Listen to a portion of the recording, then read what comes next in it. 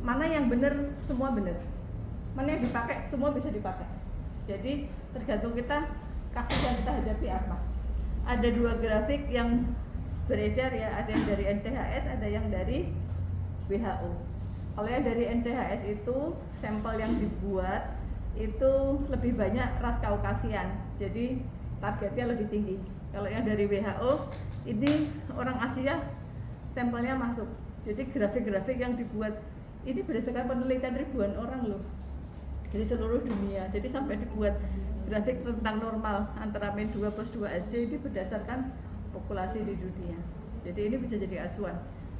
Orang Indonesia nggak jadi masuk di penelitian ini, yang masuk jadinya orang India. Tapi udah bisa mewakili orang Asia. Jadi ini lebih mending pakai WHO aja, kan di KMS ada ya.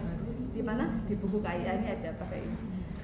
Perempuan digambar pink warnanya, kalau yang laki biru. Nah, rentang normal adalah antara min 2 sampai plus 2 SD yang merah ini. Jadi ini ibaratnya di lapangan gitu ya. Terus garis-garis ini tembok-tembok pemisahnya. Nah, antara di sini sampai di sini kumpul anak-anak yang status gizinya sekian-sekian. Jadi kalau pasien kita dititikin ada di sini, berarti dia ada di plus 1 SD. Bagus. Ya, kita targetnya antara median sampai plus 1 SD. Tapi kalau dia lahirnya memang di min 1 SD, dia tumbuh mengikuti garis min 1 SD, itu sudah bagus, sudah oke. Ya, usahakan bayi-bayi yang lahir di depannya ini bermasalah dengan malnutrisi, kita balikin grafiknya menuju median sebelum dia usia 2 tahun. Karena apa? Kita ingat 1000 HPH ya. 1000 hari pertama itu hitungannya mulai dari konsepsi sampai umur 2 tahun. Nah, di situ otak terbentuk sebanyak 83%. Sisanya 17%-nya. Jadi kalau kita mau ngejar setelah dia umur di atas 2 tahun, kita dapatnya yang sisaannya 17%-nya. Kalau mau kita push lagi dengan TKTP dengan yang tinggi kalorinya, dan hasilnya nanti dia bisa jadi obes. Jadi harus hati-hati. Kita bisa nge-push sebelum 2 tahun kalau terjadi malnutrisi. Tapi usahakan jangan sampai terjadi malnutrisi sebelum usia 2 tahun. Karena kalau sampai terjadinya sebelum 2 tahun, dia bisa irreversible. Efeknya nggak terbayar, efeknya kena semua. Tinggi badannya juga bisa stunting. Pertumbuhannya lambat ya dok? Ya, ada gangguan. Jadi kalau sampai melenceng sebentar, gunanya dipantau tuh itu. Kalau melenceng jangan kelamaan. Kalau misalnya sakit batuk pilek, mencret, biasanya kan melorot tuh, segera dikembalikan lagi. Jadi baru sebulan udah beres gitu loh. Jadi jangan sampai kelamaan, kalau melorotnya kebanyakan nggak bisa kita ngejar dengan sebulan. Growth spurt atau kenaikan untuk kembalinya juga tidak boleh cepet-cepet. Nanti juga akan ada injury kalau terlalu cepat. Jadi harus smooth.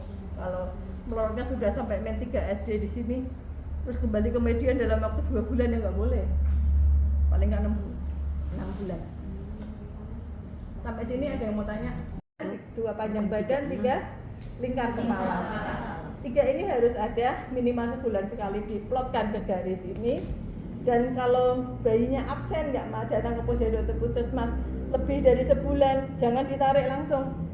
Kita tidak tahu cerita di tengah yang terputus itu. Yang bisa dihubungkan adalah titik dari bulan ke bulan, month by month.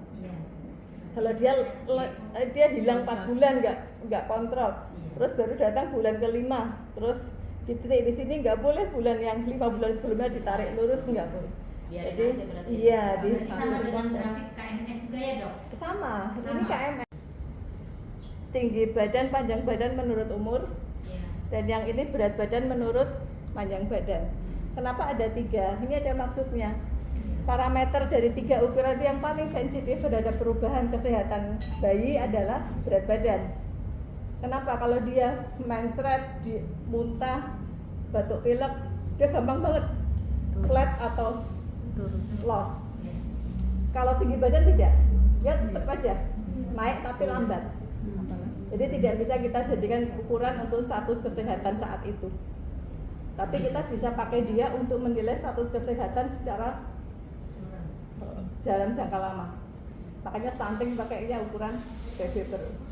Jadi berat badan menurut umur untuk melihat bayi atau anak itu gemuk atau kurus. Kalau tinggi badan menurut umur untuk melihat bayi itu pendek atau tidak, atau tinggi. Kalau berat badan menurut panjang badan, ini untuk melihat proporsi berat badan menurut tinggi badan. Inilah yang kita pakai patokan untuk melihat status gizinya. Jadi status gizi itu berdasarkan berat badan menurut tinggi badan, bukan berdasarkan berat badan menurut umur. Tergantung kita mau menilai apa. Kalau melihat status gizi pakai grafik ini. Gizi baik itu antara min 2 sampai plus 2. Di bawah min 2 KEP ya, di bawah min 3 gizi buruk. Jadi kalau mau bilang pasiennya gizi buruk atau enggak, diplotin dulu, ada buktinya. Plotin dulu dia ada di bawah min 3. Terus satu lagi jangan bingung, bayinya gemuk, gede, ditimbang berat, tapi ini gizi buruk, nggak bisa pakai ini. Ada. Jadi gizi buruk itu ada marasmus, ada kwashiorkor, ada marasmi kwashiorkor. Kalau yang kurus banget itu yang kurus kering sampai Kulitnya bungkus tulang kayak itu lepis. ada baby pen. Jadi itu tahu baby pen ya Bu ya? Kita kalau melihat anak tadi itu gambarnya tuh, Mbak liatin teman-teman, itu kan kurus tuh, Sampai ngelinting, sampai ngelentung itu Dok. itu belum tentu marasmus. Kita mau lihat dia marasmus atau enggak, buka celananya, porotin, lihat pantatnya dari belakang. Kalau dia ngelinting-gelinting itu, nah itu baru tanda marasmus. Dulu saya punya pasien itu Dok, tapi meninggal. Jadi pengenalannya dari awal dari situ. Kalau sampai tiba-tiba kita udah gizi buruk, berarti 1, pasiennya nggak pernah datang, 2, nakesnya nggak memantau pasien ini. Jadi BB per TB. bukan. Bukan. Per Tinggi badan dan umur. Nah, tinggi badan menurut umur itu di bawah min 2 SD itu pendek. Kalau di bawah min 3 SD sangat pendek. Nah, kapan disebut stunting? Kalau penyebabnya adalah malnutrisi karena gizi. Stunting kan tidak selalu karena gizi. Bisa karena keturunan, memang orang tuanya pendek, bisa juga karena gangguan endokrin, masalah yang lain kan bisa. Saya stunting. Saya juga stunting. Ini stunting. Jadi Itu stunting tapi makannya banyak. Rani.